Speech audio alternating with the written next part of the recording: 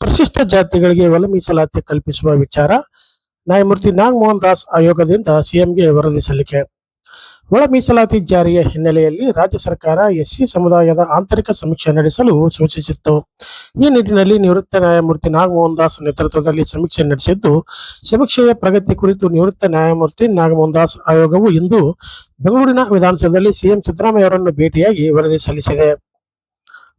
ಮೀಸಲಾತಿ ರಿಪೋರ್ಟ್ ಅನ್ನು ಕೊಟ್ಟಿದ್ದಾರೆ. ನಾಗಮೋಹನ್ ದಾಸು ಮತ್ತು ಅವರ ಎಲ್ಲ ಅವ್ರ ಜೊತೆಯಲ್ಲಿ ಇದ್ದಂಥ ಸದಸ್ಯರುಗಳು ಸಿಬ್ಬಂದಿಗಳೆಲ್ಲ ಬಂದಿದ್ದರು. ಅವರು ಇವತ್ತು ರಿಪೋರ್ಟ್ ಕೊಟ್ಟಿದ್ದಾರೆ. ಸೊ ಅದನ್ನು 7ನೇ ತಾರೀಕು ಕ್ಯಾಬಿನೆಟ್ ಮೀಟಿಂಗ್ ಇದೆ, ಅಲ್ಲಿ ಮಂಡಿಸ್ತೀವಿ. ಗೊತ್ತಾಯ್ತಾ? ಸೊ ಅಲ್ಲಿ ಮಂಡಿಸಿ ತೀರ್ಮಾನ ತಗೋತೀವಿ. 3 ತಿಂಗಳಲ್ಲಿ ಸಮೀಕ್ಷೆ